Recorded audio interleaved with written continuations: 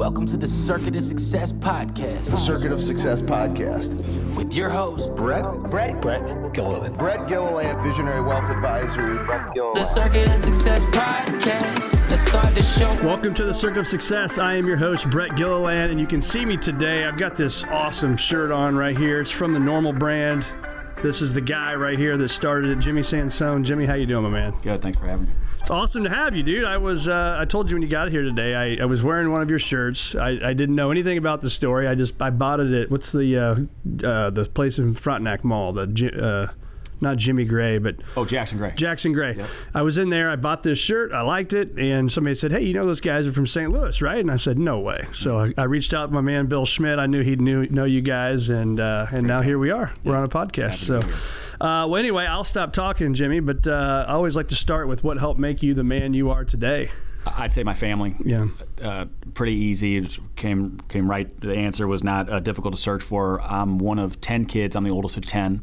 My parents were, dad is still like hero growing up, confidant, friend, mom, same way. And, they raised us hard work and working together and preaching, the importance of family, and my grandparents too. So I'm on my dad's side, there's 40 some odd cousins, so I'm really close with my cousins. My mom's side is less, but still big, and we're very tight with them. So we grew up in a really big, but close-knit family. That's awesome. Yeah, 10. So we could talk about that for a whole podcast. I'm an only child, and you got one of 10. So your house is a little crazier than mine. So what gives you the idea to go start a clothing company? That's not something you just do every day.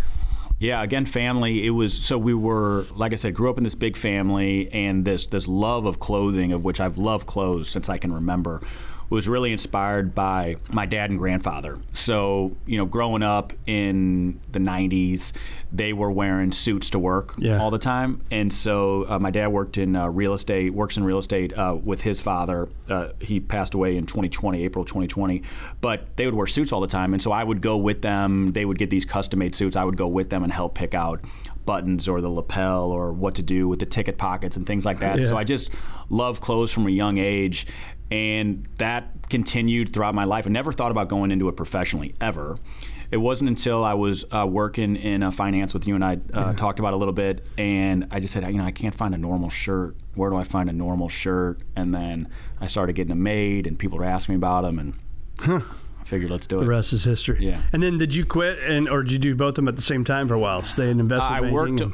I worked on the business plan for a while, but then I quit. I quit without really even a great plan, to be honest with you. I don't know if I would recommend that, right. But I just kind of had to jump all in. Yeah. Well, sometimes you got to do that, right? I think so many people, and we talk about the circuits of success. One of them is actions, and your action, because paralysis by analysis, right? If it had to be perfect, you'd probably still be working on it. I think so. I think that even if I knew today, if I knew all the issues, it was almost there was an ignorance that was helpful, I think, with not knowing what was going to happen or things like that. I think by being ignorant to it, it allowed me to just quit and kind of go. Yeah. And probably didn't think about a failure rate either, did you? It was, I do remember launching on Instagram and social media and being nervous about, if this fails, this is going to be really embarrassing. Yeah. But that fear is still there, to be honest with you. But I think that doesn't go away. No, but I think that there's some fuel there that kind of I think that fire and that fear is an important thing. Yeah. And so I kind of hope it never leaves. Yeah. Yeah, absolutely. I think I was just doing a video earlier and I said that the fears, I was driven by fear, right? And for me, and the clothing business has been around for hundreds of years, the finance business has been around for 100 years, and we launched our deal. And I think I never really thought about the failure rate, because it was like, you know what, man, we're going to work our ass off. We're going to do what we need to do to be successful, and we're going to figure it out along the way, right? Yeah. In fact, we're working on, we'll be 10 in March, our 10th anniversary is March 10th, and we're designing some kind of special products and things to celebrate this. And one of the things that we're putting on is just a little tagline that it's too competitive, ... which was because we heard that stuff all the time. And I thought about doing other businesses growing up, and I was always kind of told it's too competitive. Yeah. And it was this kind of idea of it seems like everything's competitive, so okay, well, what are my options? Let's just try to make something cool. Yeah. Anything successful, you want to be successful at, it's going to be competitive, right? Yeah. Ask your dad and grandpa. Real estate's competitive. Right. What would you find if somebody followed you around in your business days? What would you say they would see every day? No mishabits that make you successful today. I would work out. I think working out is an important part of my life. It always has been. We grew up playing sports, and I think working out, and that was, again, that's something our parents just always had to do. They're extremely active, and I think that keeps your mind clear, your mind sharp. So I think incorporating workout, I incorporate a healthy amount of prayer. I think prayer is a really important part of our life.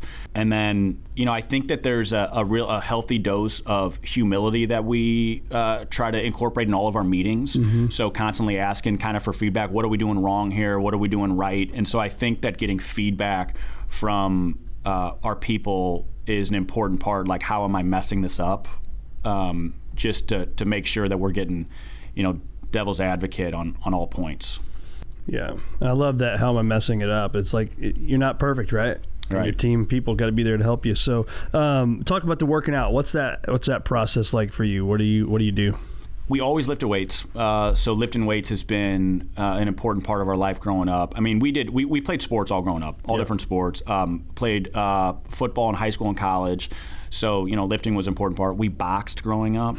So boxing, we still incorporate some boxing in our workouts. My dad had actually been doing it more just from like a cardio perspective. I've never really been a runner. Running was always kind of punishment for during sports. Exactly. But I did I'm gonna do like a half marathon this summer. Cool. So I'm gonna start training for that. But I mean, we do, actually I work out with my dad a few times a week, and I work out on my own a few times a week. So it's also a nice time, and I work out with my brothers too. It's a nice time to kind of connect and be outside of the work thing and just be able to hang out. But I would say it's a mixture of kind of high intensity interval training, lifting weights, but we'll play sports or whatever too. Yeah. 45 minutes, an hour a day? What do you got? Yeah, I love doing lunch. Okay. Lunch or evening, and it's normally like 45 minutes in and out. Yeah, that's good. And you go to a gym, not like a home gym? So my parents have like a gym in their garage that we have lifted at. In fact, we call it Seven Bros because the seven brothers. And my sister's also called Three Sisters, but that's awesome. But so I'll go there too, and that's freezing during the winter, but it's also kind of it's okay. Sorry to be in the element a little bit. That's awesome. What is it you find yourself that roommate we have upstairs, right? So do you have self-defeating thinking? If so, how do you overcome that, and what advice would you give people listening? Definitely, I spend a lot of time on that. I'm a big Tony Robbins fan. Yeah. I have tried to incorporate. I think it becomes difficult for me a lot of times to live in the present. I'm always kind of looking towards the future, and so I think that can make the mind go a little bit quicker. So I'm reading. I've read a bunch of different stuff, but I'm reading Eckhart Tolle on The Power of Now right now. Okay. Just the idea of just being present. I think that. I've taken Tony Robbins courses and things like that I think that have been like, and I never would have thought I would do that stuff, but I thought it was super helpful. And, it's this idea of, do you focus on what you have or what you don't have? And if you focus, which I find myself a lot focused on what you don't have, and if you do that, then you can never be full. Like it's a mathematical equation, just doesn't ever work. So I think focusing on what you're grateful for, focusing on things that make you happy and things like that. And I think that there's like a power of, that makes you more confident, and I think being happier, kind of spreads happiness, and then confidence comes from that. Yeah. And so, I also think that there's an element of this kind of burn the boats mentality that was super important at the beginning. We call it a basement mentality at our company because the company was started in my parents' basement, and I think that you can risk losing that sometimes, and so I always try to go back to that mindset if you're ever kind of back against a wall type thing, like this is going to work no matter what. Right. Yeah. And then I think, again, as a leader, you probably do this, but get out of the way and let good people do what they do, right? Yeah. that's been the most fulfilling thing over the last couple of years, especially, has been building a great team. And that's another thing that we've worked a lot on, because me and my brothers run the company together, and the company changes a lot every year. I mean, we're 10 years old, but honestly, I feel like we're 1 year old because of how much the company has changed even in just 2024 and going to 2025. And so that's something that we rely on smarter people than us. We rely on a lot of books. So like we're big Patrick Lencioni fans. And so Great we stuff. read all of his stuff, follow his work, and try to incorporate those processes in our company culture. Yeah.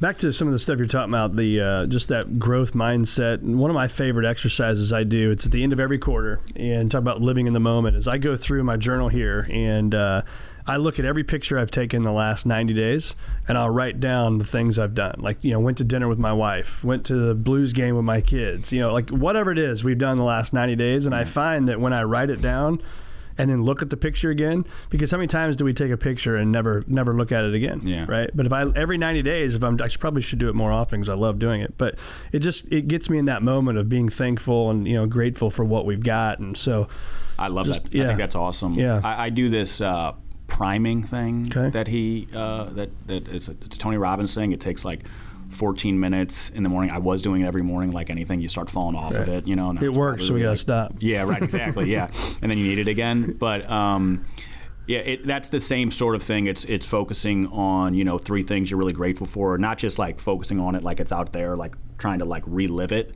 And it's a prayer. It's a kind of blessing to other people. And anyways, it's a really nice thing, and it's a great way to kind of we're getting our minds are getting bombarded with news, unfiltered crap, news, yeah. bad news, crap, good news, whatever. But this is a much more like intentional way to kind of like start the day, and that's been a helpful thing. I really like your idea with the pictures. Yeah. So what when you see this on the bottom of this mic, this F greater than P, this stands for helping you achieve a future greater than your past. And so that's our firm's mission. And I've actually got a journal that I've created, and it's on Amazon.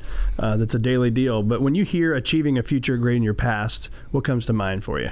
To me, we're proud of. We are proud of, I'm proud of the legacy that, like my grandfather is a very important role in our life, and he's a guy who came from really nothing and built a great business, and he was such a powerful figure in our life and gave us so many blessings of being able to see kind of how he operated, how he thought, and things like that.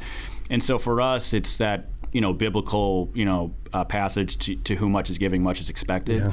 And so I look at it with this phenomenal opportunity you have, that I have, that me and my brothers have, and my siblings have, to kind of like take what was really given to us unearned, and how do we build on it? Yeah. And it's something I always, we still pray to our relatives who have passed, and like we believe that they can see what we're doing, and so the idea of making them proud is still like that's something that makes you feel good. That's awesome. What a deep faith that is for your family, man. It says a lot about, to your point, your grandpa and your parents, your upbringing. What do you know now to be true that maybe 10 years ago when you started the company, you had no idea, but now you're like, to my core, this is what I believe? That we'll figure it out. I think that's kind of this kind of earned confidence that you get from making a ton of mistakes, where I truly believe like we can kind of get through anything. I mean, if you even look at just the last 4 or 5 years, I mean, you go through huge swings in consumer confidence, in entire industries getting shut down. I mean, it's like we may be 10 years old, but we've lived like a lifetime of business experience. And that's not to say we know everything. We certainly don't. But I think that I know that anything that comes in front of us, we can figure it out. And you're going to work hard together, and you're going to trust your brothers and each other, right? 100%. Yeah. Don't you think that mentality, do you think you're born with that, or do you think that's just something you learn over time? No, I don't. Well, I think that, I mean, now as a parent of young kids, I do think that it is my number one responsibility to instill confidence in my kids. I think that's my parents did a phenomenal job with that, and they believed in me when I didn't believe in myself, and they would question me, questioning myself, and that confidence that I think that it's first instilled in you, maybe, and not everybody has that blessing, but I did, where that's instilled in you, so now that's something that I want to do for my kids, and then you have to earn it. I think that they can kind of get you started, but then I think only you can really help you at the end of the day. And so, but without that push from my parents, I think I'd be a loser. Yeah. You're right. But hey, you figured it out. What do you find on the days, and I'm sure you have them, we all do, the days you maybe just not want to go, bust your tail and go do the work, but you got to do it anyway. Anything you do to get motivated or keep it going? I think it comes down to when you do tough things growing up too. When you had, we had to have hard jobs. I worked construction in the summers, or and I started businesses when I was young. Sometimes I was like 12 years old, or even just, when you're an achiever, I think, which we were always kind of achievers growing up, whether it was grades or sports or, whatever it was, you have to show up. Yeah. And so not every day is going to be where it's just like my A+ effort, but that's not something, I don't beat myself up for that, but you got to show up. Yeah. And so I think as long as I'm, showing up every single day, which I always do, then, I think you can kind of like on average, you're going up. Yeah. Showing up's half the battle. Right. Right. Where do you find yourself? You have the most fun in your day-to-day life, the work that you get to do. Where's it the most fun? With work? Yeah. Look, I love product. Product, at the end of the day, there's no better feeling for me than seeing like a stranger wearing the Normal brand and it's just a sharp outfit. Yeah. I mean, I love that. It's a feeling that I've always loved the idea of doing work that I can see out in the physical world. And so even like when the Normal brand was first starting, it was kind of this, software was like all the big thing, which there's nothing wrong with that, of course, but I always just wanted a physical product. So I love seeing beautiful product. I would say just recently, I think seeing our people kind of like be able to do great work and seeing kind of some of the processes that we have built and some of, like from a management perspective, seeing that stuff work is like, okay, we're getting better. And there's anything where you can see yourself, because you put so much work into it, when you see yourself getting even like 1% better, it's just the best feeling. Yeah. Yeah, that's got to be pretty cool, man, walking down the street and seeing somebody wearing your stuff. Oh, I remember it like it was yesterday, the first time I ever saw it. And to this day, it's like, I saw you from the second I walked in. I was like, oh, nice, he's got the Mesa hoodie. I mean, it's like I eye people up like a CIA agent or something, like immediately. Yeah, like what's he wearing? Yeah, all exactly. Right. I got like 5 or 6 shirts now that I debated on what to wear today, but this is my favorite. Yeah, well, thank you. Comfy, man. That's our bestseller. They're good. It's bestseller? Uh-huh. I like it. Talk to about the hat deal you did with Luke Combs. That was pretty cool. Yeah, that was awesome. That was during COVID. So our sister manages Luke Combs. Oh, okay. So, yeah, so she's in country music. Phenomenal story on her own. I mean, she started from an unpaid internship to managing director of the agency that manages Luke Combs from the very beginning. And so she's actually right now in Australia and like Indonesia, and she was in New Zealand on his tour. But phenomenal guy, awesome guy, just a normal, great dude. And we wanted some way to try to give back, so the Barstool Fund was something that we thought was really cool because it cut through all the red tape. And if people don't remember, it was basically Barstool Sports was raising money and giving it right to these business owners that were shut down, which was such BS. Like these small businesses were being shut down while huge conglomerates were allowed to continue to operate, and it was clearly unfair. And so they were raising all this money, and so we talked to Sophia, and Sophia talked to with Luke, and he was like, I'm in. And so we raised, I think it was $125,000 that went right to Barstool Sports. So he helped design this hat with us. We were able to deliver it quick, sell a lot of them, and give all that money. I love that dude's music. Oh, he's the best. So you've met him, and obviously you get to do all that stuff with him. Yeah, that's awesome. That's freaking cool. Yeah. That's really cool. I wrote down here the vision. What's changed the most? So when you think about the vision you had, 10 years ago to where it's at today, has it changed? And if so, how? It's funny. It's pretty true to what the original vision was. The interesting thing is that when we first started the company, it was when the D2C craze, this direct-to-consumer craze, was kind of like on fire. Like it was the biggest thing. So this is a time of like Warby Parker and Harry's Razor, Everlane, Allbirds, right? All these kind of like venture capital raising direct-to-consumer, consumer-facing brands are raising all this money, billion-dollar unicorns, et cetera. And so what I was being told a lot was like, you got to go direct-to-consumer, just online only.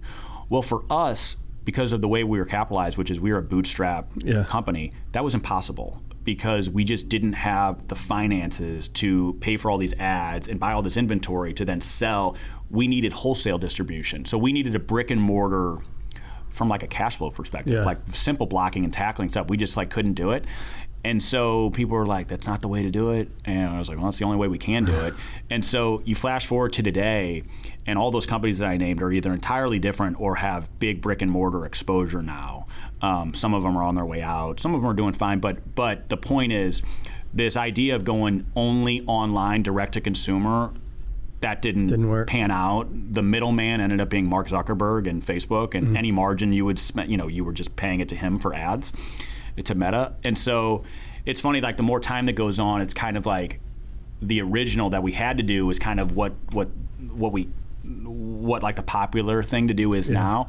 I would say that and that's having like a boutique type wholesale. Yep. That's a super important part of our business. Being able to open more and more stores has been something that we didn't open our first store in our own store until 4 years after we started, and now we have 11, and we'll open more this year and more next year. And so that's been a really cool and fun thing, and that's like walking through something that was really the brand personified. And so that's been a fun thing. Well, you can grow it that way, right? We've got 9 offices from Illinois, Missouri, Kansas, Florida. But how do you then take that culture, right? That's the thing that I always worry about, is making sure our culture, the local one, it's easy, right? Because you're here.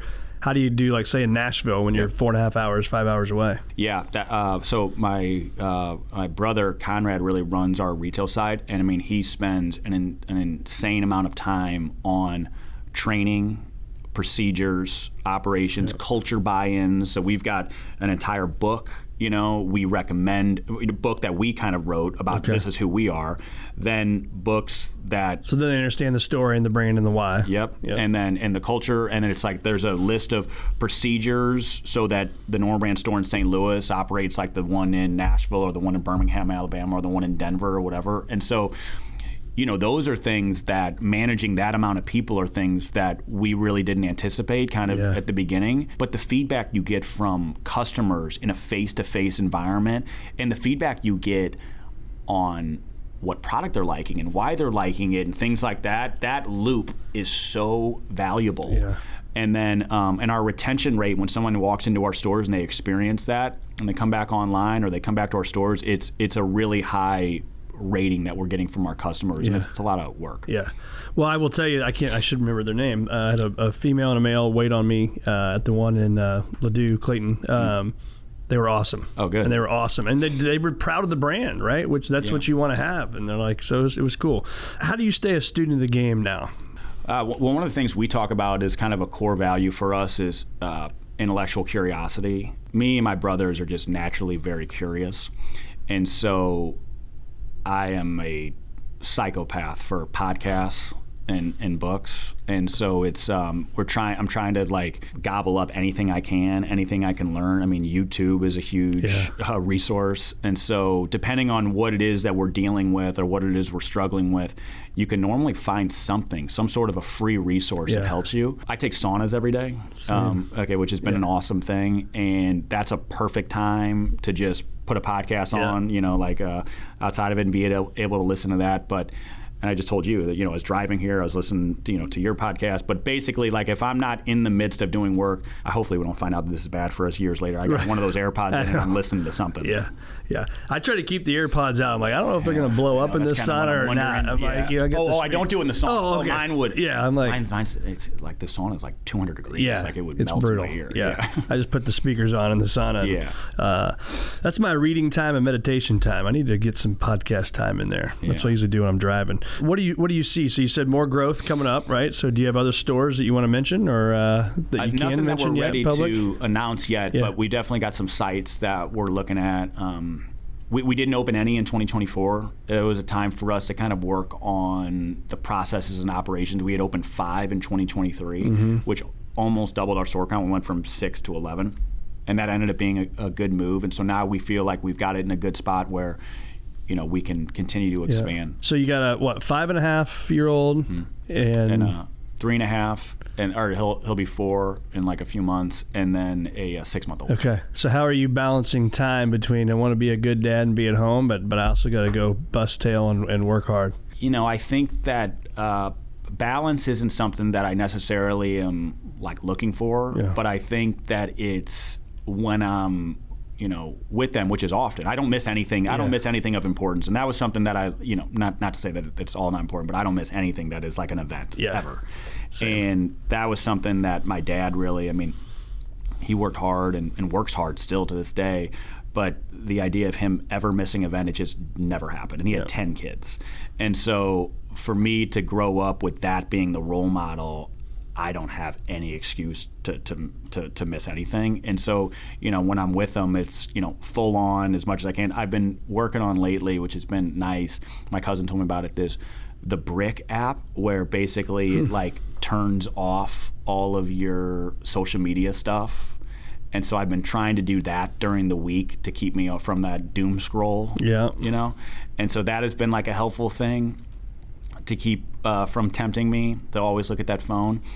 But yeah, that's one of the great things about kind of having your own business is if I need to, I can get away and go, go grab them or whatever it is. And so I think that they hear a lot about my work, even like now. And I heard a lot about my dad's work when I was growing up. And so I think it's like a fun way to incorporate even from a young age. So I bring it to my office, or they go to the stores with me and things like that. We have a tradition now on Black Friday, which is a big day for our stores. They go early morning with me and check out the stores and stuff. Awesome. And it's fun. That's cool. That's very cool. So where do our listeners find more? Actually, before that, last question is why the name and what was the logo? The name is because I was looking for a normal shirt. Okay. So I was calling it, in fact, the first thing I was calling it was normal shirts. And I got a logo done on like 99designs.com. Oh, yeah. And it's a good place to go for some stuff. Yeah. And but it was this idea of something that was versatile, durable, and above all comfortable. Mm-hmm. So that Pure Meso that you're wearing was our first fabric we ever made. Our first shirt ever was a Henley. And it's like a 3-button raglan sleeve Henley with good cuffs. It's the same Henley we sell now, and it's a bestseller for us. So that was our first normal shirt. And I got the great advice that the first money I should spend, especially when a consumer-facing business, is on some brand guidelines and things like that. So I brought it to a great group. I'm still great friends with her. Her name's Reshma Chamberlain. Actually, she went and founded Somersault, which is a swimwear brand that's done some really cool stuff. Anyways, at the time, she had a little 2-person shop where she was doing like graphic design and branding work, and she helped with this logo, which the bear was inspired by the bear on the Missouri state flag. Okay. And so it's this idea that bears used to be kind of all over Missouri, all over the Ozarks, and then they kind of were gone for a while, and now they're reintroducing them. And so St. Louis used to be a big fashion capital of like Wash Ave used to be. There was a huge garment district there, and there was a lot of that going on where St. Louis had a good fashion kind of like footprint in the U.S. and then that went away. And it's this idea of like we're proud to be from St. Louis, we're proud to be in the Midwest. So can we? Our goal is to build sort of a well-known fashion brand here in the Midwest. I love it. Where do our listeners find more of you and more of your brand? So we're at The Normal Brand on Instagram, Facebook, thenormalbrand.com. We've got 11 stores, 3 of which are in the St. Louis area, and then the other 8 are kind of scattered around the Midwest, South, and we have one in Denver. And then I'm on LinkedIn at Jimmy Sansone. Love it. We'll put it all in the show notes, man. Last question for you. Your best, most exciting thing that you're fired up for travel-wise this year, 2025? We love going to Northern Michigan. Northern Michigan in the summer. We go with our whole family. We go to a place called Crystal Lake, and it's always where the best memories are there. It doesn't get dark till like 10 o'clock at night. Wow. It's cool all day. There's no humidity. The humidity is insane here in the summer. And so we get to wear some of our new developments for the fall there at night. I love it. Yeah, it's a perfect time to wear some samples. Awesome, man. Awesome. Well, thanks so much for being on the Circuit of Success, man. It's been a pleasure having you. Thanks for having me.